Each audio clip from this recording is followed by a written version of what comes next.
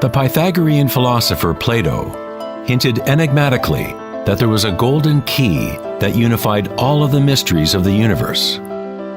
It is this golden key that we will return to time and again throughout our exploration. The golden key is the intelligence of the Logos, the source of the primordial Om. One could say that it is the mind of God. With our limited senses, we are observing only the outer manifestation of the hidden mechanics of self-similarity. The source of this divine symmetry is the greatest mystery of our existence. Many of history's monumental thinkers, such as Pythagoras, Kepler, Leonardo da Vinci, Tesla, and Einstein, have come to the threshold of the mystery. Einstein said, "The most beautiful thing we can experience is the mysterious. It is the source of all true art and science. He to whom this emotion is a stranger, who can no longer pause to wonder and stand wrapped in awe, is as good as dead. His eyes are closed." We are in the position of a little child entering a huge library filled with books in many different languages. The child knows someone must have written those books. It does not know how. It does not understand the languages in which they are written. The child dimly suspects a mysterious order in the arrangement of the books, but doesn't know what it is. That, it seems to me, is the attitude of even the most intelligent human being toward God. We see a universe marvelously arranged and obeying certain laws. Our limited minds cannot grasp the mysterious force that moves the constellations. Every scientist who looks deeply into the universe, and every mystic who looks deeply within the self, eventually comes face to face with the same thing: the primordial spiral.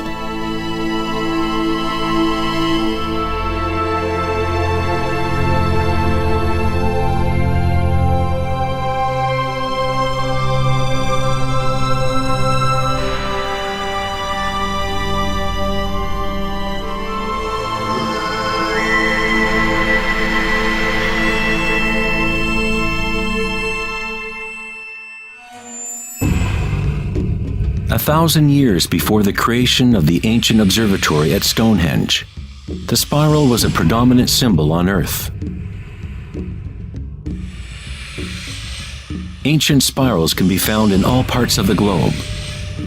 Thousands of ancient spirals such as these can be found all over Europe, North America and New Mexico, Utah, Australia, China, Russia, virtually every indigenous culture on Earth.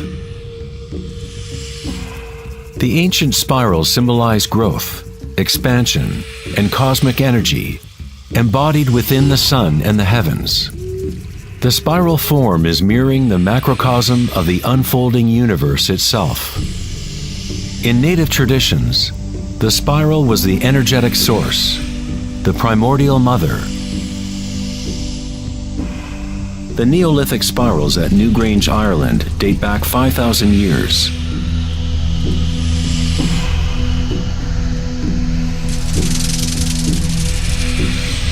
They are 500 years older than the Great Pyramid of Giza, and they are just as enigmatic to modern observers. The spiral goes back to a time in history when humans were more connected to the Earth, to the cycles and spirals of nature, a time when humans were less identified with thoughts. The spiral is what we perceive to be the torque of the universe. Prana, or creative force, swirls Akasha into a continuum of solid forms. Found at all levels between the macrocosm and the microcosm, from spiral galaxies to weather systems, to the water in your bathtub, to your DNA,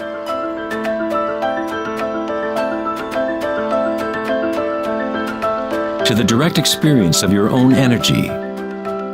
The primordial spiral is not an idea, but rather that which makes all conditions and ideas possible. Various types of spirals and helices are found throughout the natural world. Snails, sea coral,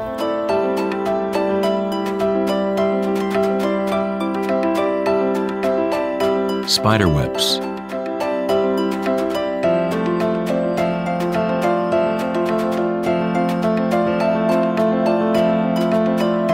fossils,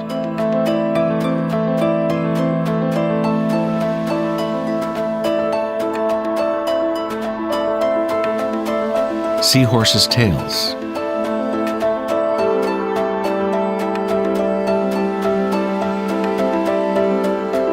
and shells. Many spirals appearing in nature are observable as logarithmic spirals, or growth spirals. As you move out from the center, the spiral sections get exponentially larger. Like Indra's net of jewels, logarithmic spirals are self-similar, or holographic, such that the characteristics of every part are reflected in the whole. 2,400 years ago in ancient Greece, Plato considered continuous geometric proportion to be the most profound cosmic bond. The golden ratio, or divine proportion, was nature's greatest secret. The golden ratio can be expressed as the ratio of A plus B to A is the same as the ratio of A to B. To Plato, the world's soul binds together into one harmonic resonance. The same pentagonal pattern that exists in a starfish or in a slice of okra can be seen in the path of the planet Venus, traced in the night sky over an 8-year period.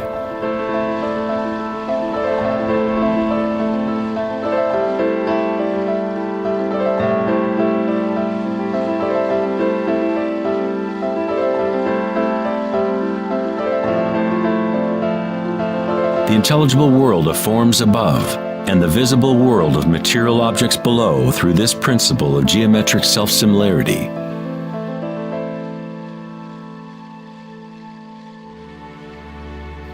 From the self-similar spiral patterns of the Romanesco broccoli to the arms of galaxies, logarithmic spirals are a ubiquitous and archetypal pattern. Our own Milky Way galaxy has several spiral arms which are logarithmic spirals with a pitch of about 12 degrees. The greater the pitch of the spiral, the tighter the turns. When you observe a plant growing in time-lapse video, you witness it dancing with the spiral of life.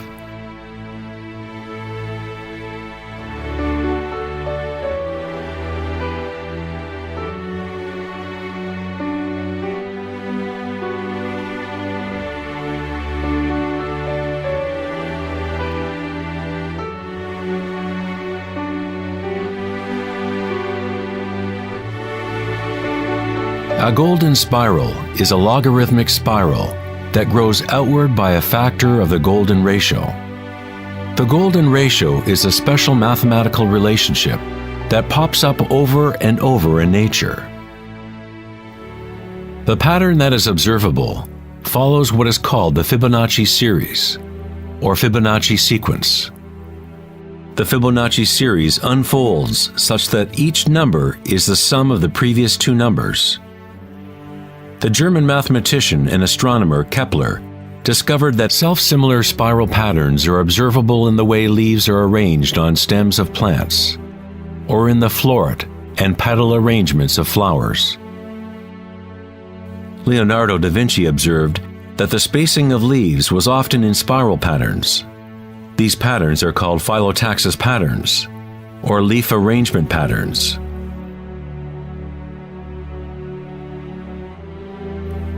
Phyllotaxis arrangements can be seen in self-organizing DNA nucleotides.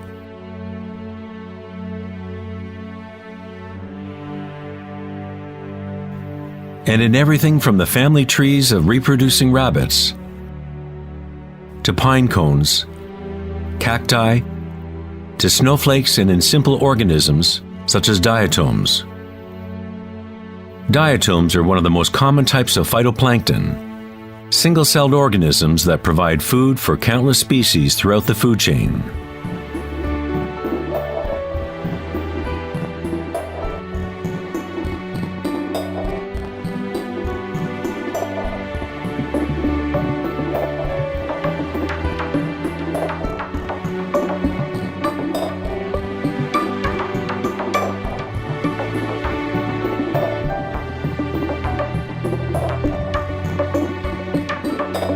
How much math do you need to know to be a sunflower or a bee?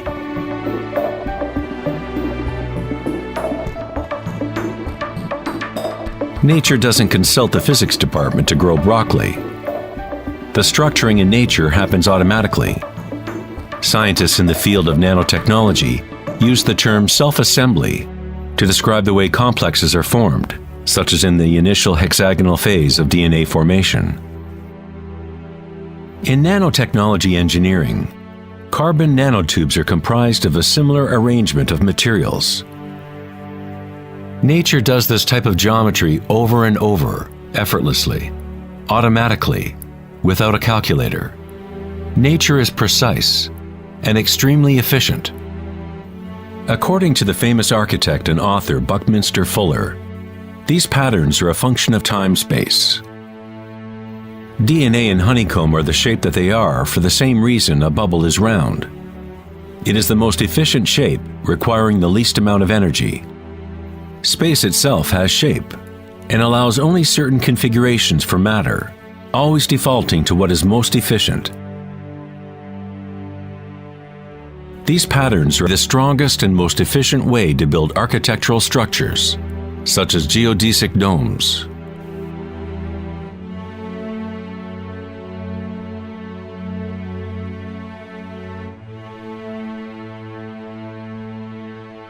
Logarithmic spiral patterns allow plants maximum exposure to insects for pollination, maximum exposure to sunlight and rain, and allow them to efficiently spiral water towards their roots. Birds of prey use the logarithmic spiral pattern to stalk their next meal. Flying in a spiral is the most efficient way to hunt.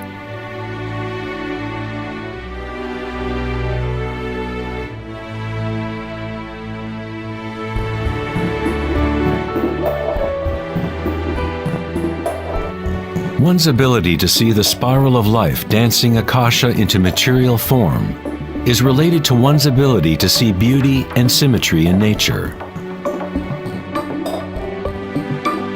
Poet William Blake said, "The vegetative universe opens like a flower from the earth's center, in which is eternity.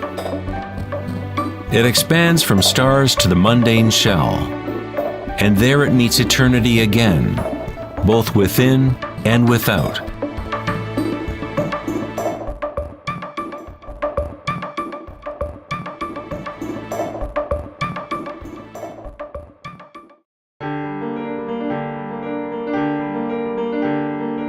The study of patterns in nature is not something that is very familiar in the West. But in ancient China, this science was known as Li. Li reflects the dynamic order and pattern in nature.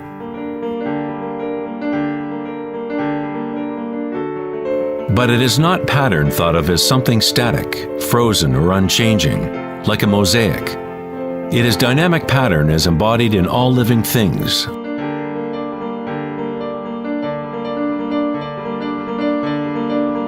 The arteries of leaves, the markings of the tortoise and the vein patterns on rocks are all expressions of nature's secret language in art. The labyrinth is one of many Li patterns. It is found in coral structures, mushrooms like the morel, cabbages,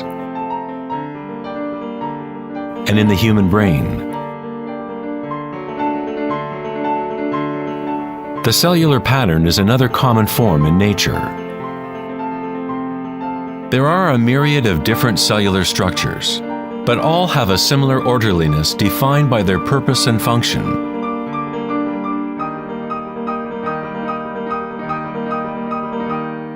It is easy to be mesmerized with the constant play of forms. But what is most interesting is that certain archetypal forms seem to be woven into the fabric of nature at all. The branching pattern is another Lie pattern, or archetypal pattern, that is observable at all levels and all fractal scales.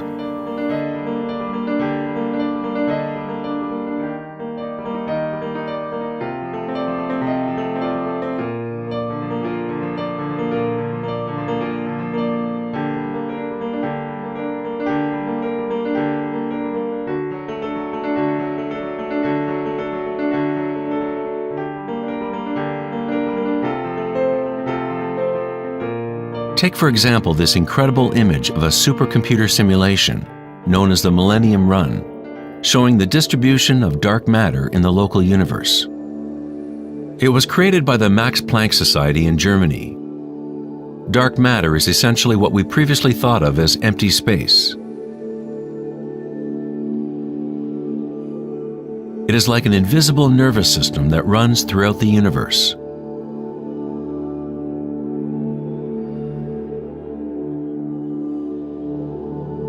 The universe is literally like a giant brain. It is constantly thinking, using a type of dark or hidden energy that science is only starting to understand. Through this immense network, unfathomable energy moves, providing the momentum for the expansion and growth of the universe.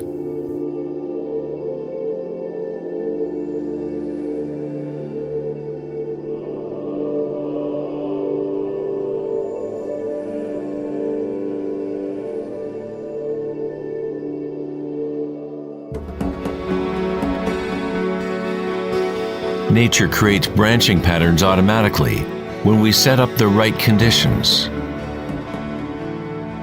Nature is an art-generating machine or a beauty-creating engine.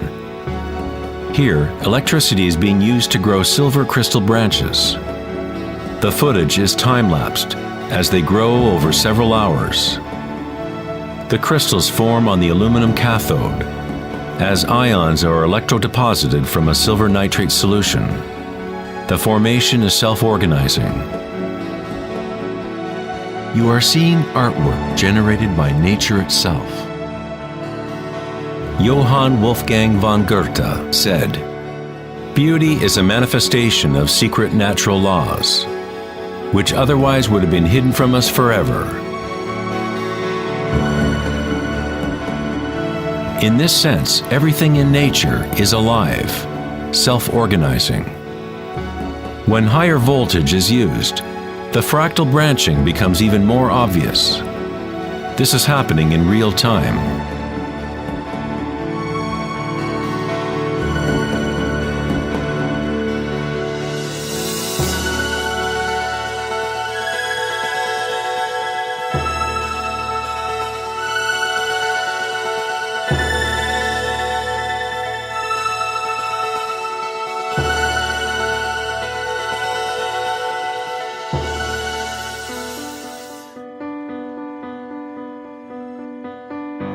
In the human body, tree-like structures and patterns are found throughout.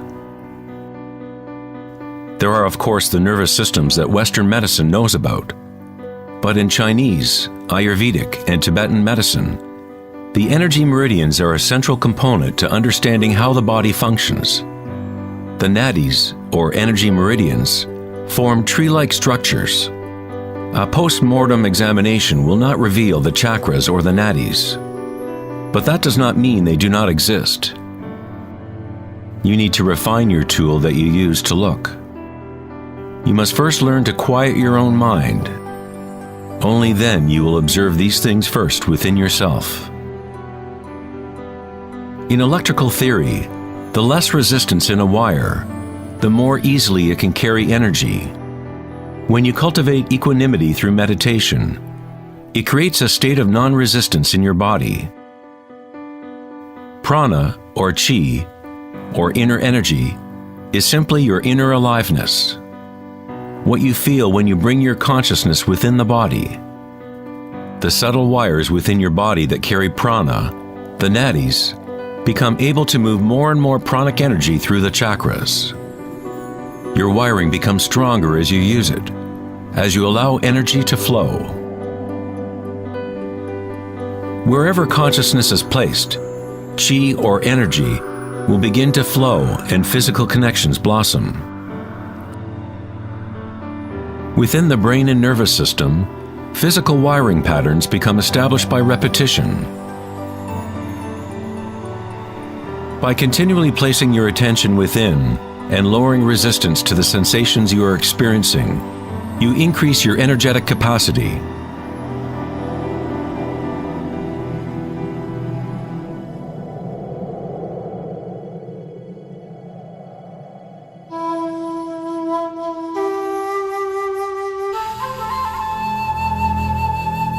In Taoism, the yin-yang symbol represents the interpenetration of the spiral forces of nature. The yin-yang is not two and not one. The ancient concept of the hara is represented by a yin-yang, or spiral swirl. It is the power center located in the belly below the navel. Hara means literally sea or ocean of energy. In China, the hara is called the lower dantian. In many forms of Asian martial arts, the warrior with strong hara is said to be unstoppable. In the samurai tradition, one form of ritual suicide, or seppuku, was harakiri, was often mispronounced as harikiri. It means to impale one's hara, thereby cutting off one's chi or energy channel. Moving from this center creates the grounded, graceful movement that you see not only in martial arts,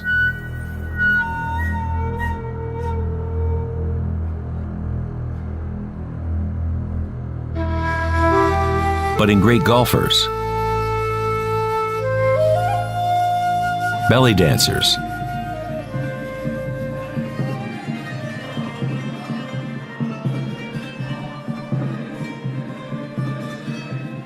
and Sufi whirling dervishes. It is the cultivation of single-pointed, disciplined consciousness that is the essence of hara, the stillness in the eye of the hurricane.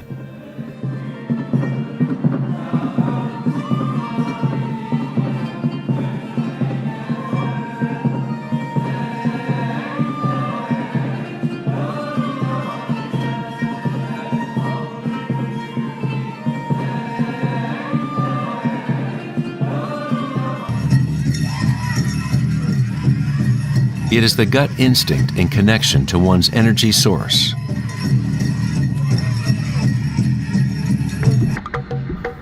A person with good hara is connected to the earth and to the intuitive wisdom that connects all beings.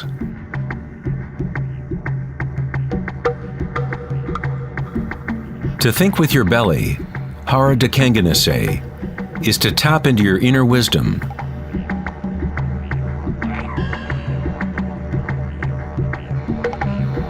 The ancient Australian Aborigines concentrated on the same area, just below the navel, where the cord of the great rainbow serpent lay coiled.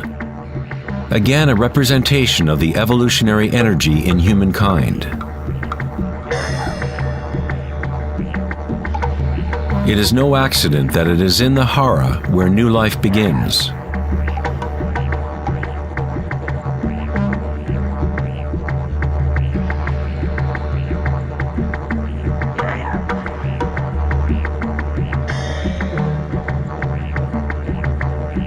The enteric nervous system, sometimes referred to as the gut brain, is capable of maintaining a complex matrix of connections similar to the brain in the head, with its own neurons and neurotransmitters.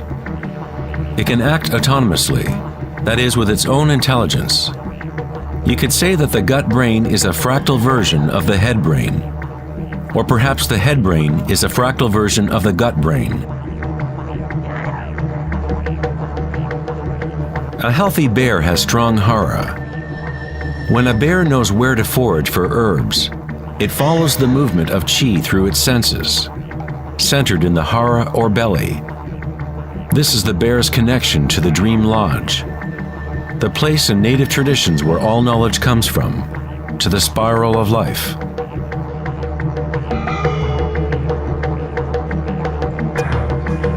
But how did ancient peoples know about the spiral, if modern science is just now starting to recognize its significance?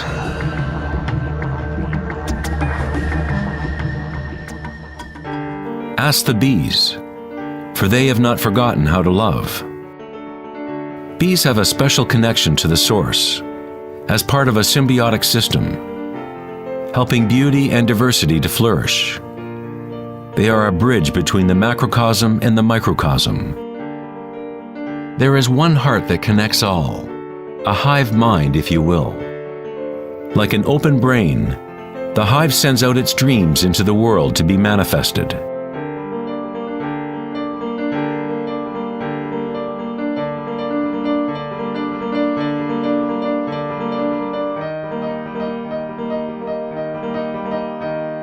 In nature, many creatures know how to act in unison, to move with one spirit, one direction.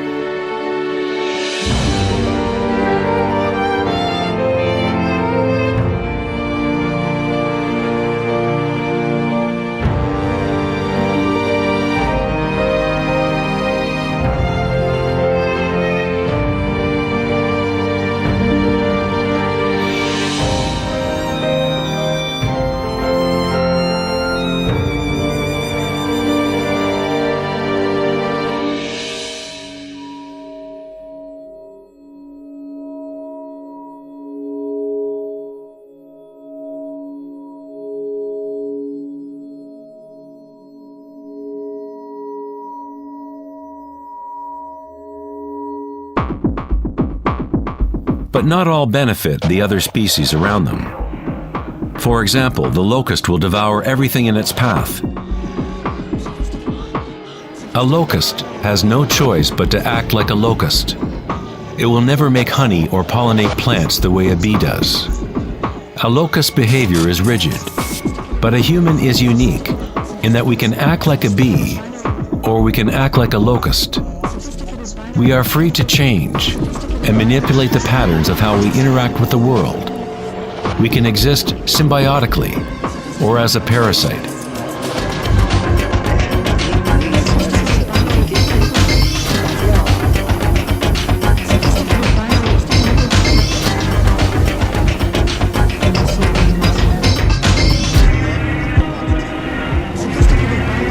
Today, humans try to understand the spiral with the rational mind. But it was never thinking that connected us to the spiral of life. Watch and fear. We have always been connected.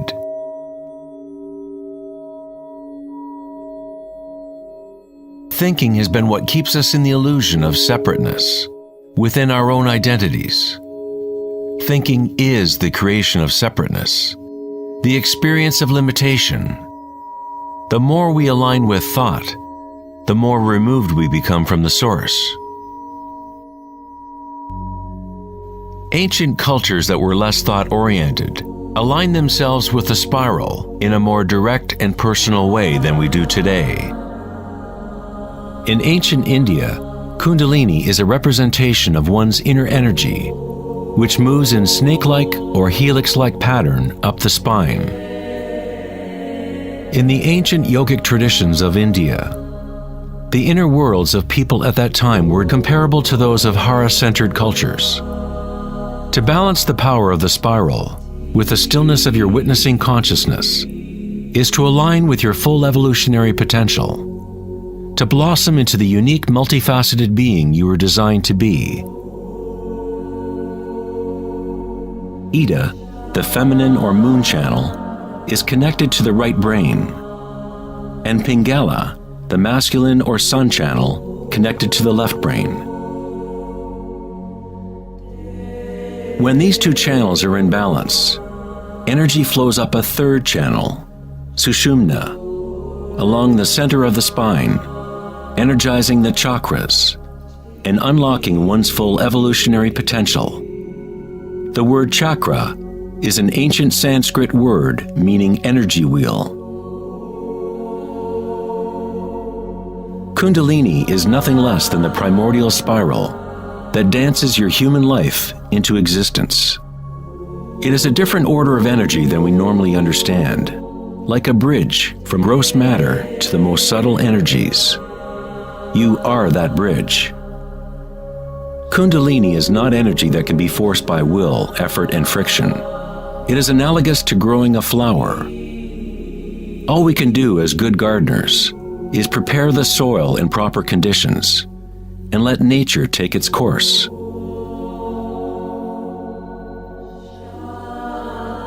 If you force a flower to open prematurely, you will destroy it. It grows with its own intelligence, with its own self-organizing direction. The egoic mind, which fixates on the outer world, is what keeps you from experiencing your true inner vibratory nature. When consciousness is turned within, it becomes like the sun's rays, and the lotus within begins to grow. As Kundalini awakens within oneself, one begins to see the signature of the spiral in all things, in all patterns within and without. This spiral is the link between our inner worlds and our outer worlds.